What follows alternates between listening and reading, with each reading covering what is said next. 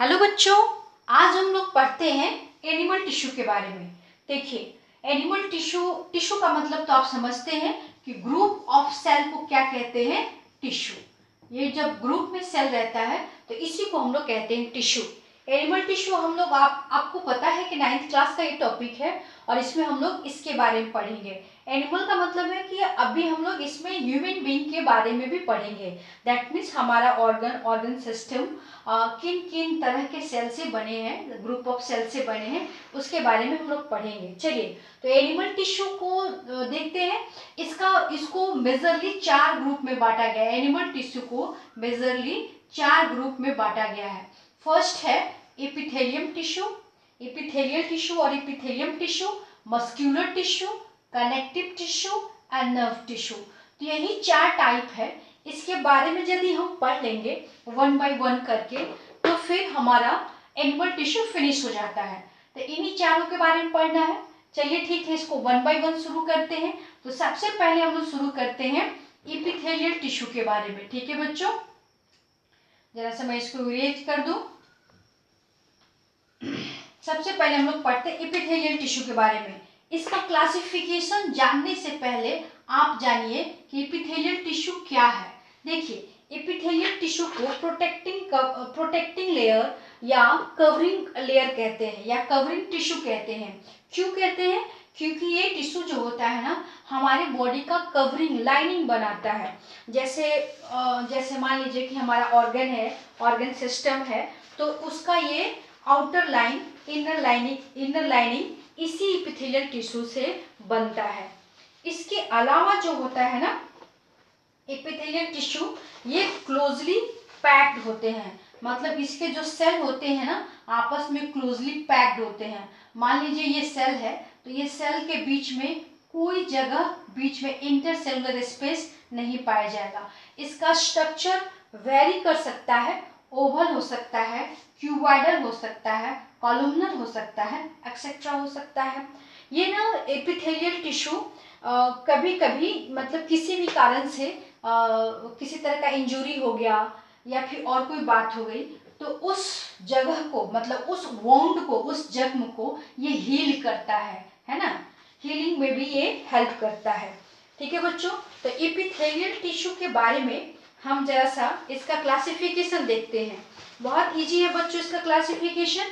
जैसे देखिए, इसका क्लासिफिकेशन जो होता है वो on the basis of cell layer होता है। 2 तरह से बांटा जाता है। पहला जो इसमें बांटा जाता है on the basis of cell layer, और जो दूसरा इसका क्लासिफिकेशन किया गया है तो on the basis of shape of the cell, shape of the cell. यहाँ पे on the basis of layer of the cell, इस तरह से बांटा जाता है। तो इसमें तो आपको 5 टाइप्स हो जाएंगे फिर, है ना। तो इसके बाद पहले इसको पढ़ लेते हैं, उसके बाद हम लोग इसके बारे में देखेंगे। तो जरा सा मैं इसको यहाँ पे इरेज कर देती हूँ और सबसे पहले on the basis of the cell layer के बारे में पढ़ते हैं। तो देखिए, इसका पहला जो क्लासिफिकेशन है, इसको 2 भागों में बांटा गया है। क्या? सिंपल, यहाँ पे पता नहीं दिख रहा होगा कि नहीं, मैं यहाँ कर देती हूँ, सिंपल एपिथेलियम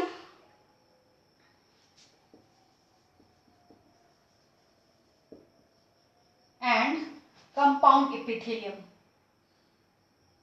इसका सेकेंड है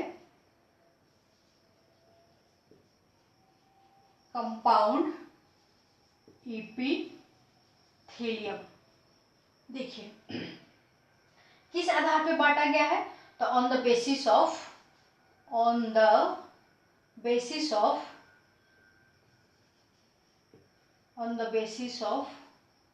लेयर ऑफ सेल,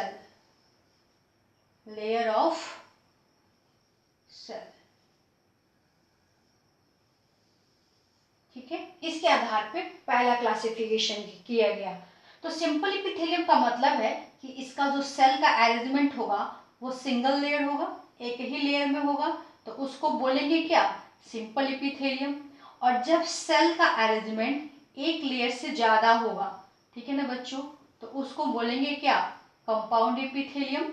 जैसे देखिए, जब एक से ज्यादा लेयर हो, मल्टी लेयर्ड सेल हो, जब सेल आपस में मल्टी लेयर्ड में अरेंज्ड हो तो उसको बोलेंगे कंपाउंड एपिथेलियम।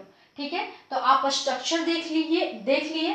अब आप लोकेशन देखिए कहाँ कहाँ ये हमारे बॉडी में पाया जाता है। तो सिंपल एपिथेलियम जो होता है ना, हमारे माउथ कैविटी, जैसे चिक का माउथ कैविटी का जो इंटरनल लाइनिंग होता है वहां पाया जाता है। और उसके बाद से सैलिब्री डक्ट में, सैलिब्री DUCT डक्ट आपको चिक मतलब चिक का इनर साइड में पाया जाता है। इनसाइड दे देते हैं, है ना। चिक में के इनसाइड वाले लेयर को बनाता है, सैलिब्री डक्ट को बनाता है, तो इसको बोलेंगे सिंपल एपिथेलियम। अब चूंकि ये माउथ कैविटी में है तो क्या करेगा, एब्जॉर्प्शन में हेल्प करेगा।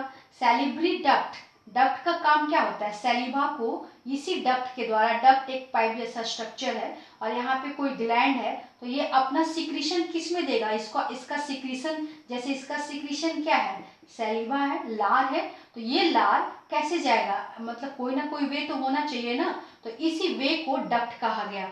तो इसमें सिक्रीशन में, एब्जॉर्प्शन में हेल्प करता है। इसकी लोकेशन से हम अंदाजा लगा सकते हैं। और यहाँ पे आइए, आपको यहाँ पे हमको दिखाने के लिए हमको एक फिगर छोटा सा बनाना पड़ेगा कंपाउंड एपिथेलियम समझाने के लिए, क्योंकि इसका लोकेशन क्या है, किडनी है, ये किडनी में पाया जाता है। तो किडनी का क्या पूरा क्या इसी से बना होता है, किडनी का जो एक्सक्रीटरी सिस्टम है क्या कंप्लीटली इसी से बना होता है। तो उसको समझने के लिए ना आपको एक फिगर समझना पड़ेगा। देखिए ये है यूरिनरी ब्लडर, और ये जो होता है ना किडनी से अटैच रहता है इसके द्वारा, और यहाँ पे फिर एक और ओपनिंग होता है जिसको बोलते हैं यूरिथ्रा। ठीक है बच्चों, ये क्या है, किडनी है, मैं यहाँ लिख देती हूँ किडनी। तो ये जो कंपाउंड एपिथेलियम है वो इस पार्ट की लाइनिंग को बनाता है, और इस पार्ट की लाइनिंग को क्या कहते हैं, आपको यूरिटर कहते हैं, इसको यूरिटर कहते हैं, इसको यूरिनरी ब्लडर कहते हैं। यहीं पे यूरिन कलेक्ट होता है, और ये है यूरिथ्रा, इसके द्वारा बॉडी से बाहर यूरिन डिस्चार्ज हो जाता है, रिलीज हो जाता है। तो कहने का सेंस है कि इसका लाइनिंग और इसका लाइनिंग कौन बनाता है, कंपाउंड एपिथेलियम बनाता है। और जब ये किडनी में पाया जाता है तो स्वाभाविक है कि फिल्टरेशन में हेल्प करता होगा। ठीक है बच्चों, तो इसका नेक्स्ट क्लासिफिकेशन देख लेते हैं। ये तो on the basis of the layer of cell है ना, अब नेक्स्ट इसका देख लेते हैं। देखिए बच्चों, अब यहाँ पे हम लोग देखते हैं एपिथेलियल टिश्यू को ही on the basis of shape of the cell, मतलब सेल का शेप कैसा होगा उसके आधार पर फिर इसको 5 स्टेप में क्लासिफाई किया गया है। तो पहला कौन है, स्क्वैमस एपिथेलियम, स्क्वैमस एपिथेलियम। दूसरा है आपको क्यूबॉइडल